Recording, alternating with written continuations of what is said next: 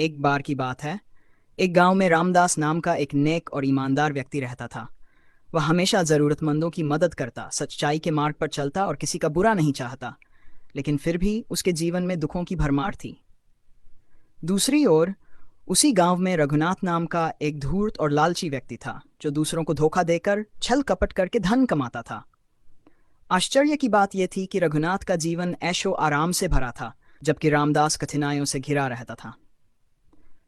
रामदास के मन में यह सवाल बार बार उठता, मैं सारा जीवन अच्छे कर्म करता हूँ, फिर भी मुझे दुख क्यों मिलता है? और रघुनाथ जैसा पापी व्यक्ति सुखी क्यों है? अपनी इस दुविधा को सुलझाने के लिए वह गांव के एक ज्ञानी संत के पास गया और अपनी पीड़ा व्यक्त की।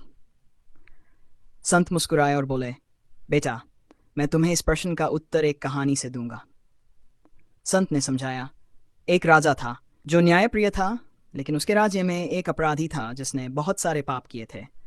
राजा ने सोचा कि उसे तुरंत कड़ी सजा देनी चाहिए, लेकिन तभी मंत्री ने कहा, महाराज, उसे थोड़ा समय और दे दीजिए, हो सकता है वह अपनी गलतियों को सुधार ले। राजा ने मान लिया और अपराधी को कुछ समय और दिया। दूसरी ओर एक सैनिक था जिसने हमेशा ईमानदारी से राजधर्म निभाया। एक दिन युद्ध में वह घायल हो गया और उसकी मृत्यु हो गई। लोग सोचने लगे कि जिसने जीवन भर सेवा की उसे मृत्यु मिली, और जो अपराधी था उसे समय मिल गया। लेकिन राजा जानता था कि सैनिक ने अपने कर्मों का फल पा लिया और अपराधी को अपने कर्मों का फल भविष्य में मिलेगा। संत ने आगे कहा, रामदास, यह संसार एक कर्म भूमि है। तुम्हारे पिछले जन्मों के कर्म भी तुम्हारे वर्तमान जीवन को प्रभावित करते हैं।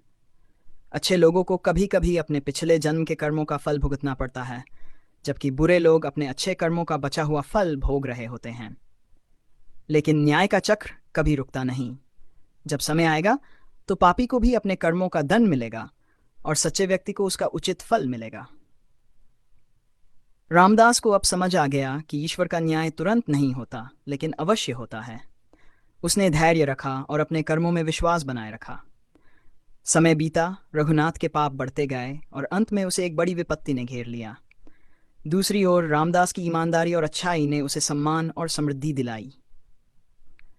सीख, कर्मों का फल अवश्य मिलता है, कभी जल्दी कभी देर से, लेकिन न्याय का चक्र अवश्य घूमता है।